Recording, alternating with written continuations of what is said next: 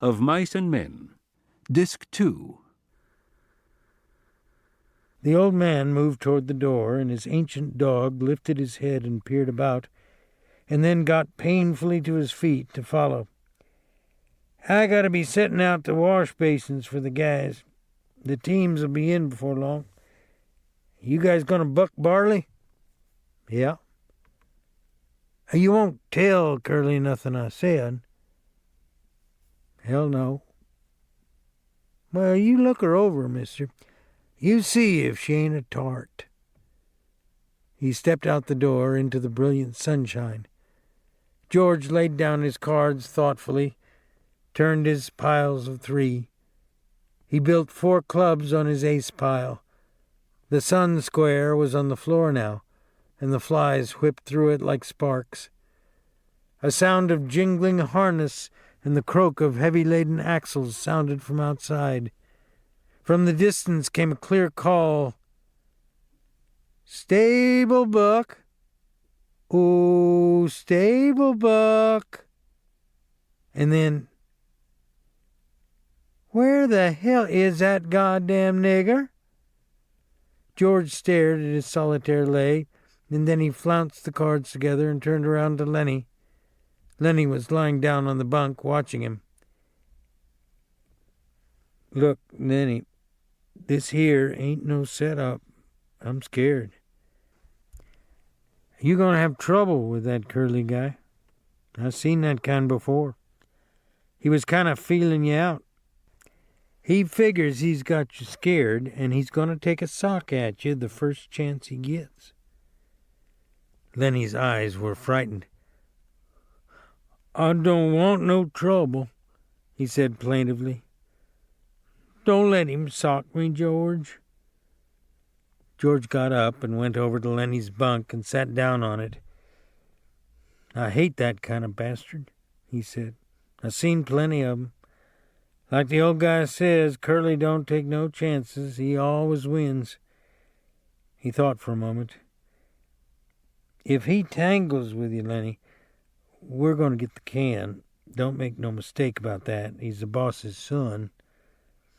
Look, Lenny, you try to keep away from him, will you? Don't never speak to him. If he comes in here, you move clear to the other side of the room. Will you do that, Lenny?" "I don't want no trouble," Lenny mourned. "I never done nothing to him." "Well, that won't do you no good if Curly wants to plug himself up for a fighter. Just don't have nothing to do with him. Will you remember?" "Sure, George. I ain't gonna say a word."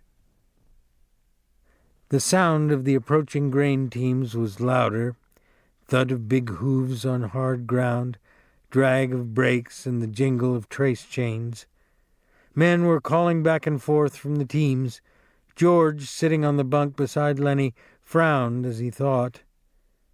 Lenny asked timidly, "You ain't mad, George?" "I ain't mad at you. I'm mad at this here Curly bastard. I hoped we was going to get a little stake together, maybe $100. His tone grew decisive. "You keep away from Curly, Lenny." "Sure I will, George. I won't say a word." "Don't let him pull you in." "But if the son of a bitch socks you, let him have it." "Let him have what, George?" Never mind. Never mind. I'll tell you when. I hate that kind of a guy. Look, Lenny, if you get in any kind of trouble, you remember what I told you to do." Lenny raised up on his elbow, his face contorted with thought. Then his eyes moved sadly to George's face. "If I get in any trouble, you ain't gonna let me tend the rabbits." "That's not what I meant. You remember where we slept last night? Down by the river?" "Yeah, I remember." Oh, sure, I remember. I go there and hide in the brush. Hide till I come for you. Don't let nobody see you. Hide in the brush by the river. Say that over. Hide in the brush by the river. Down in the brush by the river. If you get in trouble. If I get in trouble. A brake screeched outside. A call came. Stable Buck. Oh, stable Buck. George said, say it over to yourself, Lenny, so you won't forget it. Both men glanced up, for the rectangle of sunshine in the doorway was cut off. A girl was standing there looking in. She had full rouged lips and wide-spaced eyes, heavily made up. Her fingernails were red. Her hair hung in little rolled clusters like sausages. She wore a cotton house dress and red mules, on the insteps of which were little bouquets of red ostrich feathers. I'm looking for Curly, she said. Her voice had a nasal, brittle quality. George looked away from her and then back. He was in here a minute ago, but he went. Oh. She put her hands behind her back and leaned against the doorframe so that her body was thrown forward. You're the new fellas that just come, ain't you? Yeah. Lenny's eyes moved down over her body, and though she didn't seem to be looking at Lenny, she bridled a little. She looked at her fingernails. Sometimes Curly's in here, she explained. George said brusquely, well, he ain't now. If he ain't, I guess I better look someplace else, she said playfully. Lenny watched her, fascinated. George said, if I see him, I'll pass the word you was looking for him. She smiled archly and twitched her body. Nobody can't blame a person for looking, she said.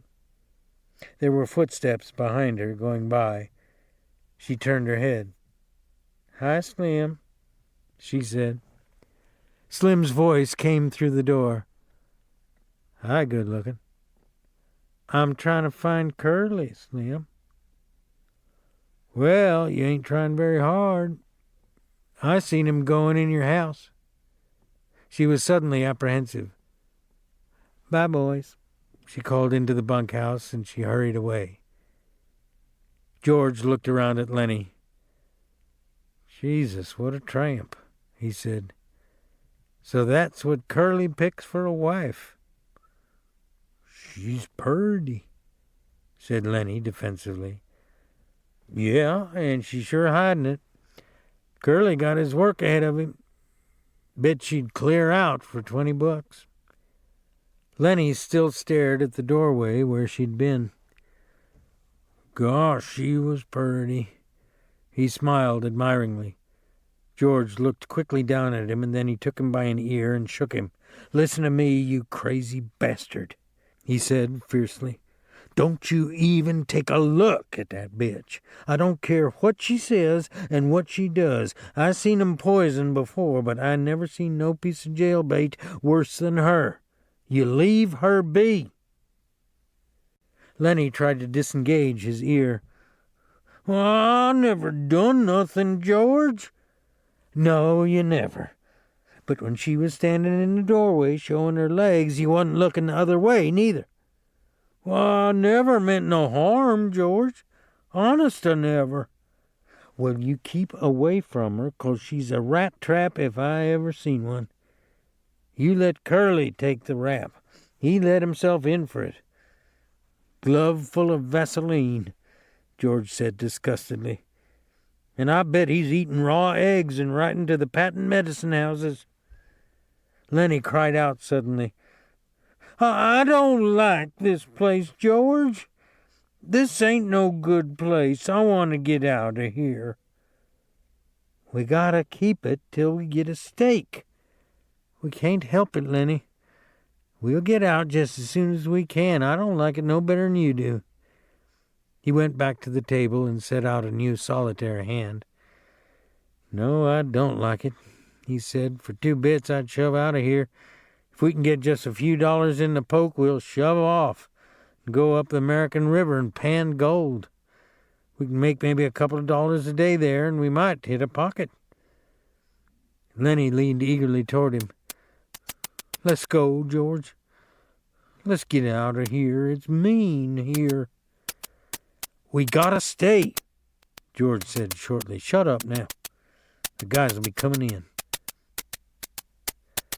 From the washroom nearby came the sound of running water and rattling basins. George studied the cards. "Maybe we ought to wash up," he said. "But we ain't done nothing to get dirty." A tall man stood in the doorway. He held a crushed Stetson hat under his arm while he combed his long, black, damp hair straight back. Like the others, he wore blue jeans and a short denim jacket. When he'd finished combing his hair, he moved into the room, and he moved with a majesty only achieved by royalty and master craftsmen. He was a jerkline skinner, the prince of the ranch, capable of driving 10, 16, even 20 mules with a single line to the leaders. He was capable of killing a fly on the wheeler's butt with a bullwhip without touching the mule. There was a gravity in his manner and a quiet so profound that all talk stopped when he spoke. His authority was so great that his word was taken on any subject, be it politics or love. This was Slim, the jerkline skinner. His hatchet face was ageless. He might have been 35 or 50. His ear heard more than was said to him, and his slow speech had overtones not of thought, but of understanding beyond thought. His hands, large and lean, were as delicate in their actions as those of a temple dancer. He smoothed out his crushed hat, creased it in the middle, and put it on. He looked kindly at the two in the bunkhouse. "It's brighter than a bitch outside," he said gently. "Can't hardly see nothing in here. You the new guy?" "Just come," said George. "Gonna buck barley?" "That's what the boss says." Slim sat down on a box across the table from George. He studied the solitaire hand. It was upside down to him. "Hope you get on my team," he said. His voice was very gentle. "I got a pair of punks on my team that don't know a barley bag from a blue ball. You guys ever bucked any barley?" "Hell yes," said George. "I ain't nothing to scream about, but that big bastard there can put up more grain alone than most pairs can." Lenny, who had been following the conversation back and forth with his eyes, smiled complacently at the compliment. Slim looked approvingly at George for having given the compliment. He leaned over the table and snapped the corner of a loose card. "You guys travel around together?" His tone was friendly. It invited confidence without demanding it. "Sure," said George. "We kind of look after each other." He indicated Lenny with his thumb. "He ain't bright. Hell of a good worker, though. Hell of a nice fella, but he ain't bright. I've knew him for a long time." Slim looked through George and beyond him. "Ain't many guys travel around together," he mused. "I don't know why. Maybe everybody in the whole damn world is scared of each other." "It's a lot nicer to go around with a guy you know," said George. A powerful, big-stomached man came into the bunkhouse. His head still dripped water from the scrubbing and dousing. "Hi, Slim," he said, then stopped and stared at George and Lenny. "These guys just come," said Slim by way of introduction. "Glad to meet you," the big man said. "My name's Carlson." "I'm George Milton. This here's Lenny Small." Glad to meet you, Carlson said again. He ain't very small. He chuckled softly at his joke. Ain't small at all, he repeated. I meant to ask you, Slim, how's your bitch? I seen she wasn't under your wagon this morning. She slang her pups last night, said Slim. 9 of 'em. I drowned 4 of 'em right off. She couldn't feed that many. Got 5 left, huh? Yeah, 5. I kept the biggest. What kind of dogs do you think they're going to be? I don't know, said Slim. Some kind of shepherds, I guess. That's the most kind I seen around here when she was in heat. Carlson went on. Got 5 pups, huh? Gonna keep all of 'em? I don't know. Have to keep 'em a while so they can drink Lulu's milk. Carlson said thoughtfully, Well, look here, Slim. I've been thinking. That dog of Candy's is so goddamn old he can't hardly walk. Stinks like hell, too. Every time he comes into the bunkhouse, I can smell him for 2-3 days. Why don't you get Candy to shoot his old dog and give him one of the pups to raise up? I can smell that dog a mile away. Got no teeth, damn near blind, can't eat. Candy feeds him milk. He can't chew nothing else. George had been staring intently at Slim. Suddenly, a triangle began to ring outside, slowly at first, and then faster and faster, until the beat of it disappeared into one ringing sound. It stopped as suddenly as it had started. There she goes, said Carlson. Outside there was a burst of voices as a group of men went by. Slim stood up slowly and with dignity. Hey, you guys better come on while there's still something to eat. Won't be nothing left in a couple of minutes. Carlson stepped back to let Slim precede him, and then the 2 of them went out the door. Lenny was watching George excitedly.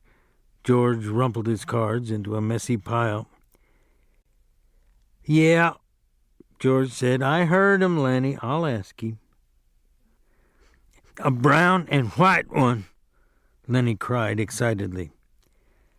Come on, let's get dinner. I don't know whether he got a brown and white one. Lenny didn't move from his bunk. You ask him right away, George, so he won't kill no more of 'em. Sure. Come on now, get up on your feet. Lenny rolled off his bunk and stood up, and the 2 of them started for the door. Just as they reached it, Curly bounced in. You seen a girl around here? He demanded angrily. George said coldly. About half an hour ago, maybe. Well, what the hell was she doing? George stood still, watching the angry little man. He said insultingly, She said she was looking for you. Curly seemed really to see George for the first time. His eyes flashed over George, took in his height, measured his reach, looked at his trim middle. Well, which way'd she go? He demanded at last. I don't know, said George. I didn't watch her go. Curly scowled at him and, turning, hurried out the door. George said, You know, Lenny, I'm scared I'm going to tangle with that bastard myself. I hate his guts. Jesus Christ. Come on, there won't be a damn thing left to eat. They went out the door.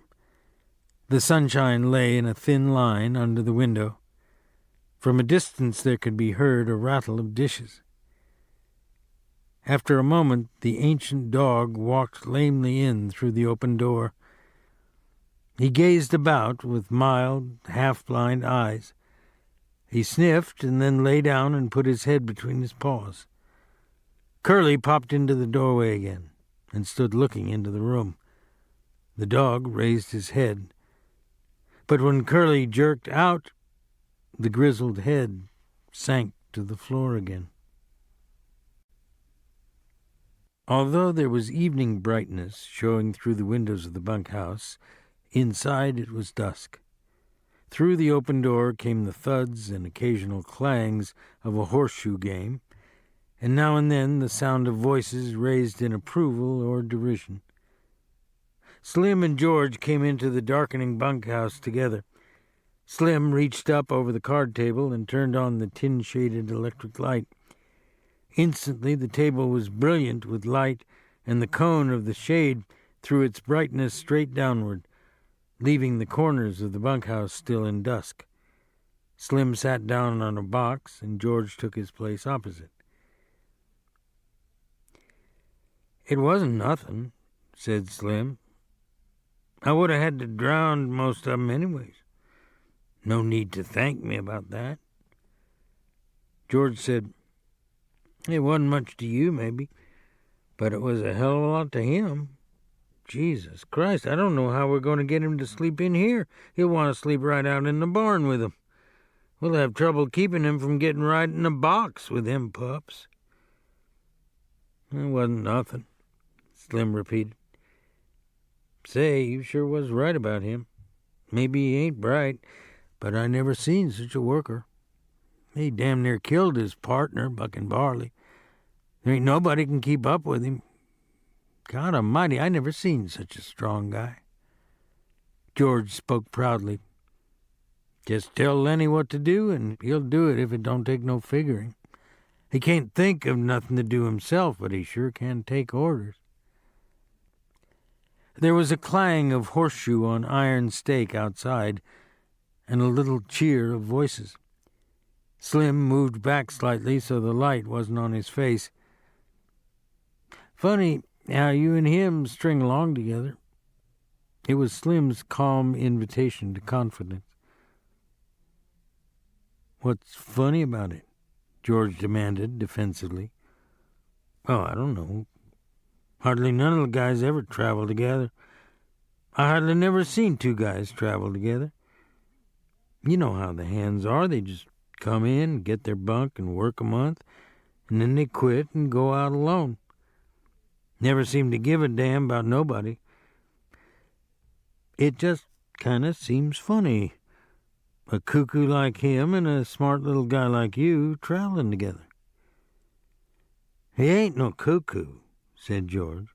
"He's dumb as hell, but he ain't crazy. And I ain't so bright neither, or I wouldn't be bucking barley for my 50 and found. If I was bright, if I was even a little bit smart, I'd have my own little place and I'd be bringing in my own crops, instead of doing all the work and not getting what comes up out of the ground." George fell silent. He wanted to talk. Slim neither encouraged nor discouraged him.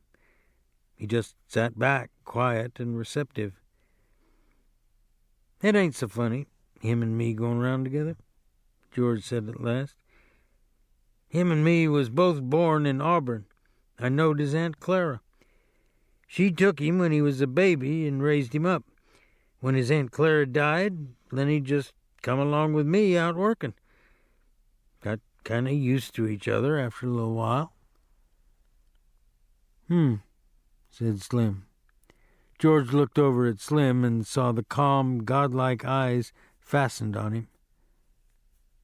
"Funny," said George. "I used to have a hell of a lot of fun with him. Used to play jokes on him because he was too dumb to take care of himself. But he was too dumb even to know he had a joke played on him. I had fun. Made me seem goddamn smart alongside of him. Why, he'd do any damn thing I told him. If I told him to walk over a cliff, over he'd go. That wasn't so damn much fun after a while. He never got mad about it, neither. I've beat the hell out of him, and he could have bust every bone in my body just with his hands, but he never lifted a finger against me." George's voice was taking on the tone of confession. Tell you what made me stop that. One day a bunch of guys was standing around up on the Sacramento River. I was feeling pretty smart. I turns to Lenny and says, "Jump in." And he jumps. Couldn't swim a stroke. He damn near drowned before we could get him. And he was so damn nice to me for pulling him out. Clean forgot I told him to jump in. Well, I ain't done nothing like that no more. He's a nice fella, said Slim. Guy don't need no sense to be a nice fella. Seems to me sometimes it just works the other way around. Take a real smart guy and he ain't hardly ever a nice fella. George stacked the scattered cards and began to lay out his solitaire hand. The shoes thudded on the ground outside. At the windows, the light of the evening still made the window squares bright. "I ain't got no people," George said. "I seen the guys that go round on the ranches alone. That ain't no good. They don't have no fun. After a long time, they get mean. They get wanting to fight all the time." "Yeah, they get mean," Slim agreed. "They get so they don't want to talk to nobody. Of course, Lenny's a goddamn nuisance most of the time," said George.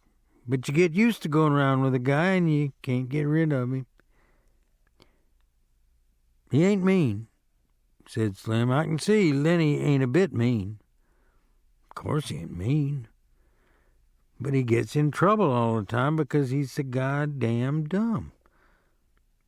Like what happened in Weed." He stopped in the middle of turning over a card. He looked alarmed and peered over at Slim. "You wouldn't tell anybody. What'd he do in Weed?" "You wouldn't tell?" "No, of course you wouldn't." "What'd he do in Weed?" Slim asked again. "Well, he seen this girl in a red dress. Dumb bastard like he is, he wants to touch everything he likes, just wants to feel it. So he reaches out to feel this red dress, and the girl lets out a squawk. And that gets Lenny all mixed up, and he holds on, 'cause that's the only thing he can think to do. Well, this girl squawks and squawks. I was just a little bit off, and I heard all the yelling, so I comes running, and by that time Lenny's so scared all he can think to do is just hold on. I socked him over the head with a fence picket to make him let go. He was so scared he couldn't let go of that dress, and he's so goddamn strong, you know." Slim's eyes were level and unwinking. He nodded very slowly. "So, what happens?" George carefully built his line of solitaire cards. "Well, that girl rabbits in and tells the law she's been raped. The guys in Weed start a party out to lynch Lenny. So we sit in an irrigation ditch underwater all the rest of that day. Got only our heads sticking out from the side of the ditch. And that night, we scrammed out of there." Slim sat in silence for a moment. "Didn't hurt the girl none, huh?" he asked finally. "Hell no. He just scared her. Well, I'd be scared too if he grabbed me, but he never hurt her. He just wanted to touch that red dress like he wants to pet them pups all the time." "He ain't mean," said Slim. "I can tell a mean guy a mile off." "Of course he ain't. And he'll do any damn thing Lenny came in through the door. He wore his blue denim coat over his shoulders like a cape, and he walked hunched way over. "Hi, Lenny," said George. "How do you like the pup now?" Lenny said breathlessly, "He's brown and white just like I wanted. He went directly to his bunk and lay down and turned his face to the wall and drew up his knees. George put down his cards very deliberately. "Lenny," he said sharply. Then he twisted his neck and looked over his shoulder. "Huh? What you want, George?" "I told you couldn't bring that pup in here." "What pup, George? I ain't got no pup." George went quickly to him, grabbed him by the shoulder, and rolled him over. He reached down and picked the tiny puppy from where Lenny had been concealing it against his stomach. Lenny sat up quickly. "Give him to me, George." George said, "You get right up and take this pup back to the nest. He's got to sleep with his mother. You want to kill him? Just born last night and you take him out of the nest? You take him back or I'll tell Slim not to let you have him." Lenny held out his hands pleadingly. "Give 'em to me, George. I'll take 'em back. I didn't mean no harm, George. Honest, I didn't. I just wanted to pet him a little." George handed the pup to him. "All right, you get him back there quick, and don't you take him out no more. You'll kill him the first thing you know." Lenny fairly scuttled out of the room. Slim hadn't moved. His calm eyes followed Lenny out the door. "Jesus," he said. "He's just like a kid, ain't he?" "Sure, he's just like a kid. There ain't no more harm in him than a kid neither, except he's so strong. I bet he won't come in here to sleep tonight. He'll sleep right alongside that box in the barn." "Well, let him. He ain't doing no harm out there." It was almost dark outside now. Old Candy, the swamper, came in and went to his bunk, and behind him struggled his old dog. "Hello, Slim." "Hello, George." "Didn't neither of you play horseshoes?" "I don't like to play every night," said Slim. Candy went on. "Either you guys got a slug of whiskey? I got a gut ache." "I ain't," said Slim. "I'd drink it myself if I had, and I ain't got a gut ache neither." "Got a bad gut ache," said Candy. "Them goddamn turnips give it to me. I knowed they was going to before I ever eat 'em." The thick-bodied Carlson came in out of the darkening yard. He walked to the other end of the bunkhouse and turned on the second shaded light. "It's darker'n hell in here," he said. "Jesus, how that nigger can pitch shoes." "He's plenty good," said Slim. "Damn right he is," said Carlson. "He don't give nobody else a chance to win." He stopped and sniffed the air, and still sniffing, looked down at the old dog. "God almighty, that dog stinks. Get him out of here, Candy. I don't know nothing that stinks as bad as an old dog. You got to get him out." Candy rolled to the edge of his bunk. He reached over and patted the ancient dog, and he apologized. "I've been around him so much I never notice how he stinks." "Well, I can't stand him in here," said Carlson. "That stink hangs around even after he's gone." He walked over with his heavy-legged stride and looked down at the dog. "Got no teeth," he said. "He's all stiff with rheumatism. He ain't no good to you, Candy, and he ain't no good to himself. Why don't you shoot him, Candy?" The old man squirmed uncomfortably. "Well, hell, I had him so long. Had him since he's a pup. I herded sheep with him," he said proudly. "He wouldn't think it to look at him now, but he is the best damn sheepdog I ever seen." George said, "I seen a guy in Weed that had an Airedale could herd sheep. Learned it from the other dogs." Carlson wasn't to be put off. "Look, Candy, This old dog just suffers himself all the time.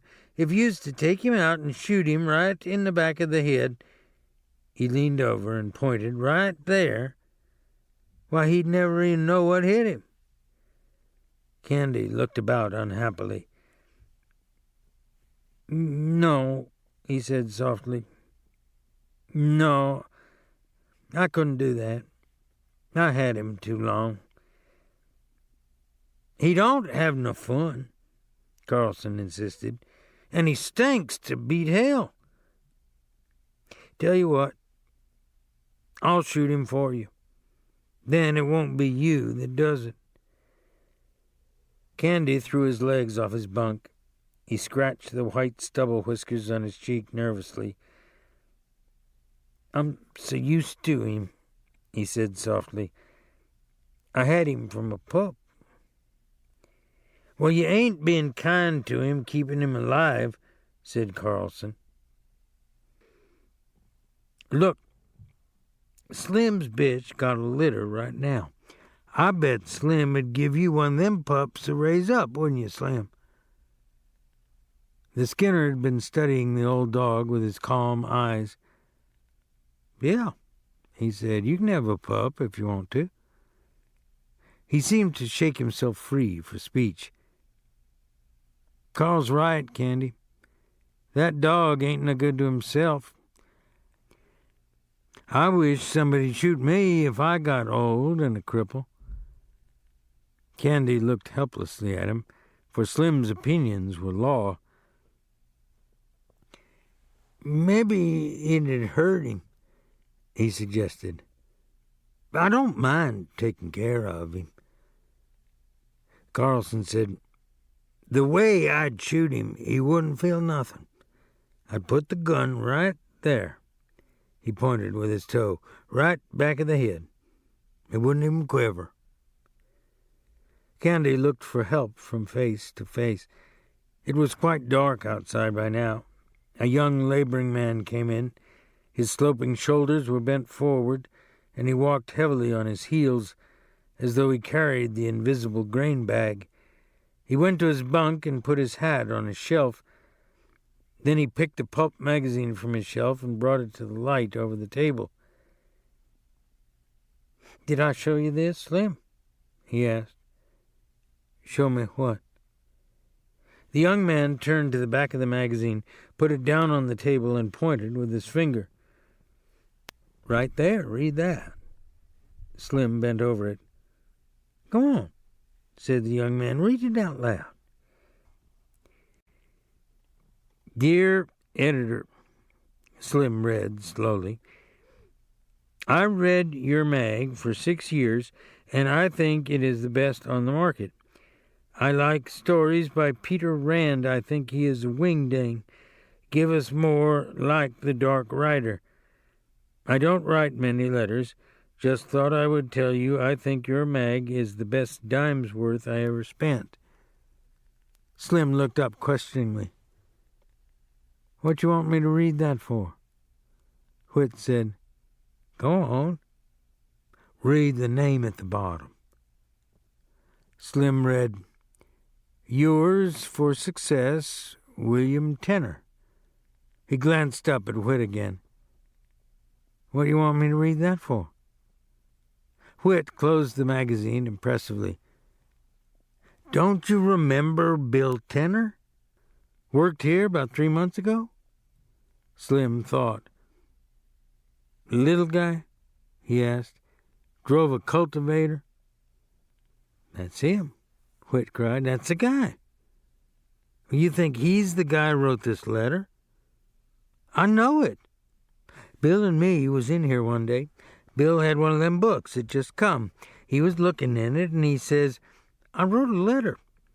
Wonder if they put it in the book.' But it wasn't there.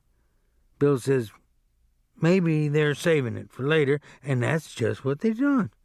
There it is." "Guess you're right," said Slim. "Got it right in the book." George held out his hand for the magazine. "Let's look at it." Whit found the place again, but he didn't surrender his hold on it. He pointed out the letter with his forefinger. and then he went to his box shelf and laid the magazine carefully in. "I wonder if Bill's seen it," he said. "Bill and me worked in that patch of field peas. Run cultivators, both of us. Bill was a hell of a nice fellow." During the conversation, Carlson had refused to be drawn in. He continued to look down at the old dog. Candy watched him uneasily.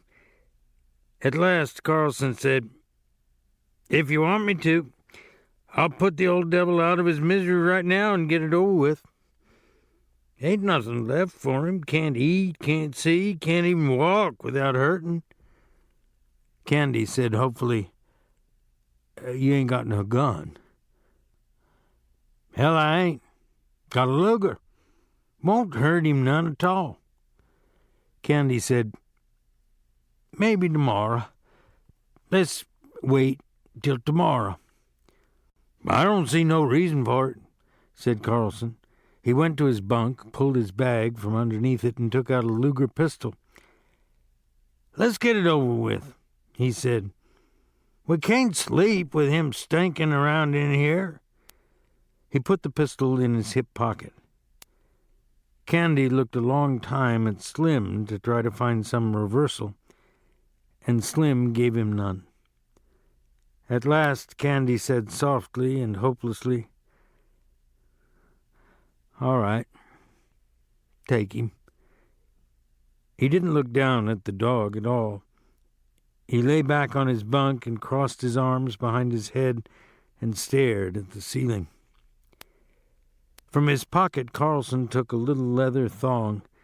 He stooped over and tied it around the old dog's neck. All the men except Candy watched him. "Come on, boy. Come on, boy," he said gently. And he said apologetically to Candy, "He won't even feel it." Candy didn't move nor answer him. He twitched the thong. "Come on, boy." The old dog got slowly and stiffly to his feet and followed the gently pulling leash. Slim said, "Carlson?" "Yeah?" "You know what to do." "What you mean, Slim?" "Take a shovel," said Slim shortly. "Oh, sure, I get you." He led the dog out into the darkness. George followed to the door and shut the door and set the latch gently in its place. Candy lay rigidly on his bed, staring at the ceiling. Slim said loudly, "One of my lead mules got a bad hoof. Got to get some tar on it." His voice trailed off. It was silent outside. Carlson's footsteps died away. The silence came into the room, and the silence lasted. George chuckled. "I bet Lenny's right out there in the barn with his pup. He won't want to come in here no more now he's got a pup." Slim said, "Candy, you can have any one of them pups you want." Candy didn't answer. The silence fell on the room again. It came out of the night and invaded the room. George said,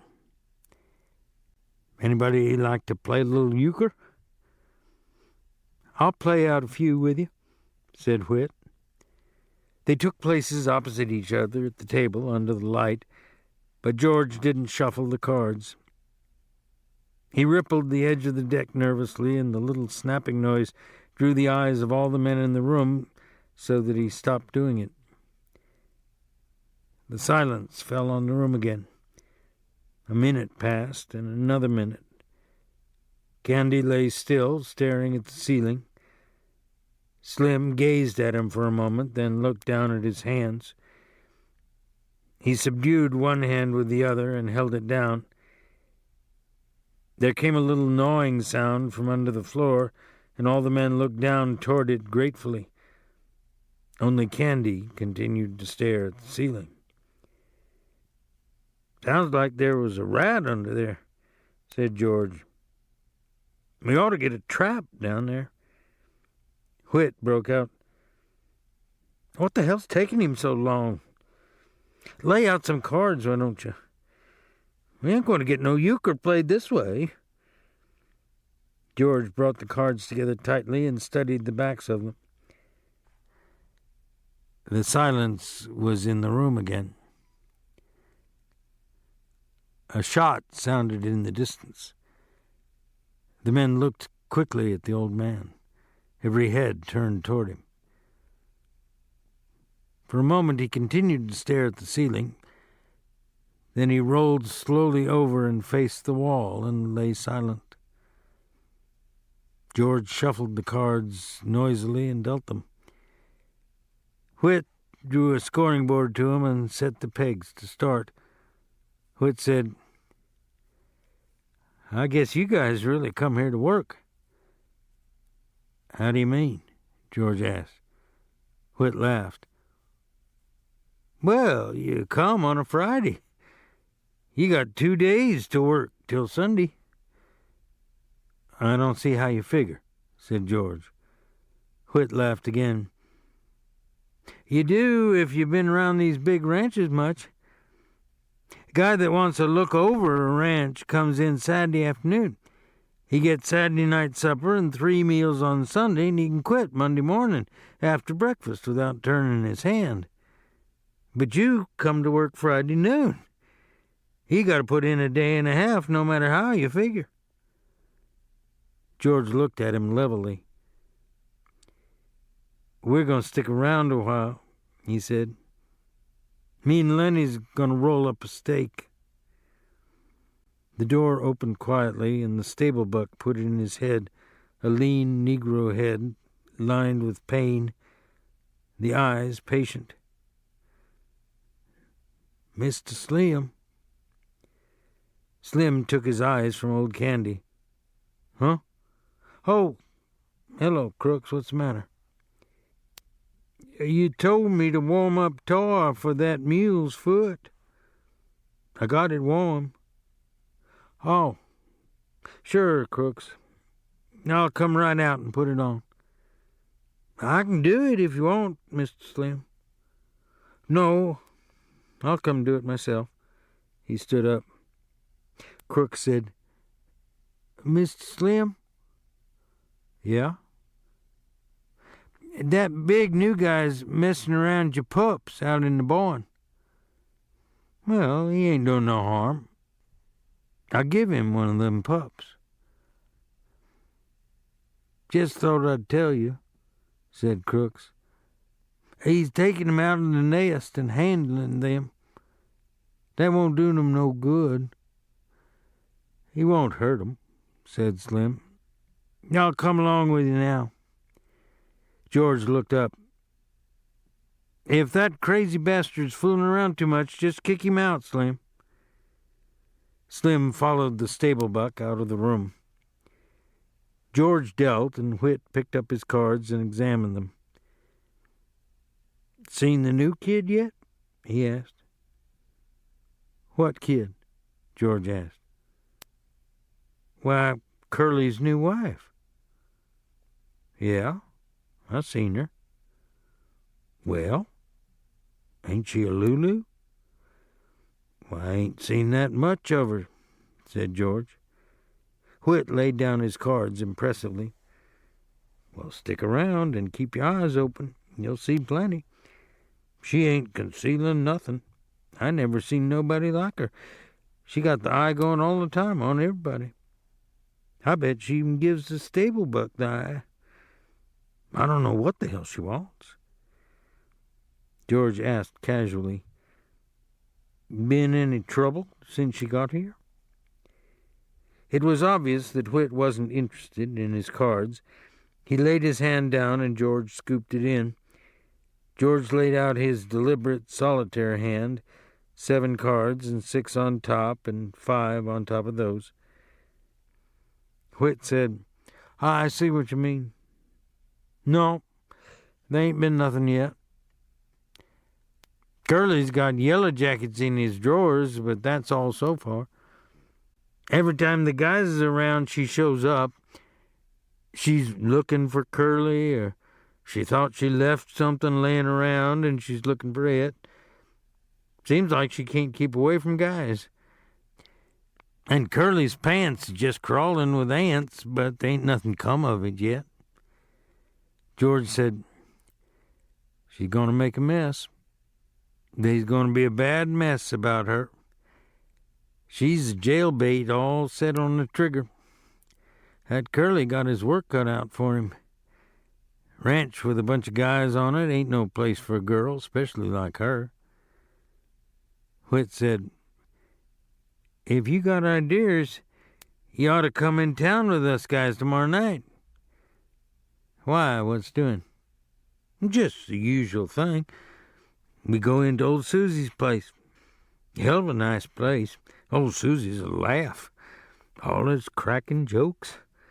Like she says when we come up on the front porch last Saturday night, Susie opens the door, and then she yells over her shoulder, "Get your coats on, girls, here comes the sheriff." And she never talks dirty, neither. Got 5 girls there. What's it set you back? George asked. 2.5. You can get a shot for 2 bits. Susie got nice chairs to sit in, too. If a guy don't want a flop, well, he can just sit in the chairs and have a couple of 3 shots and pass the time of day. And Susie don't give a damn. She ain't rushing guys through and kicking them out if they don't want a flop. Might go in and look the joint over, said George. Sure, come along. It's a hell of a lot of fun. Her cracking jokes all the time. Like she says one time, she says, I've knew people that if they got a rag rug on the floor and a Cupid doll lamp on the phonograph, they think they're running a parlor house. That's Clara's house she's talking about. And Susie says, I know what you boys want, she says. My girls is clean, she says, and there ain't no water in my whiskey. She says, if any of you guys want to look at a Cupid doll lamp and take your own chance getting burned, well, you know where to go. And she says, there's guys around here walking bow-legged 'cause they like to look at a Cupid doll lamp. George asked, Clara runs the other house, huh? Yeah, said Whit. But we don't never go there. Clara gets $3 a crack and 35 cents a shot, and she don't crack no jokes. But Susie's place is clean, and she got nice chairs. And don't let no goo-goos in, neither. Me and Lenny's rolling up a steak, said George. I might go in and sit and have a shot, but I ain't putting out no 2.5. Well, I gotta have some fun sometime, said Whit. The door opened, and Lenny and Carlson came in together. Lenny crept to his bunk and sat down, trying not to attract attention. Carlson reached under his bunk and brought out his bag. He didn't look at old Candy, who still faced the wall. Carlson found a little cleaning rod in the bag and a can of oil. He laid them on his bed and then brought out the pistol, took out the magazine, and snapped the loaded shell from the chamber. Then he fell to cleaning the barrel with the little rod. When the ejector snapped, Candy turned over and looked for a moment at the gun before he turned back to the wall again. Carlson said casually, Curly been in yet? No, said Whit. What's eating on Curly? Carlson squinted down the barrel of his gun. Looking for his old lady. I seen him going round and round outside. Whit said sarcastically, he spends half his time looking for her, and the rest of the time she's looking for him. Curly burst into the room excitedly. Any of you guys seen my wife? Carlson finished the cleaning of the gun and put it in the bag and pushed the bag under his bunk. I guess I'll go out and look her over, he said. Old Candy lay still, and Lenny, from his bunk, watched George cautiously. When Whit and Carlson were gone and the door closed after them, George turned to Lenny. "What you got on your mind?" "Well, I ain't done nothing, George. Slim says I better not pet them pups so much for a while. Slim says it ain't good for 'em, so I come right in. I've been good, George." "Well, I could have told you that," said George. "Well, I wasn't hurting 'em none. I just had mine in my lap, petting it." George asked, "Did you see Slim out in the barn?" "Sure I did. He told me I better not pet that pup no more." "Did you see that girl?" "You mean Curly's girl?" "Yeah.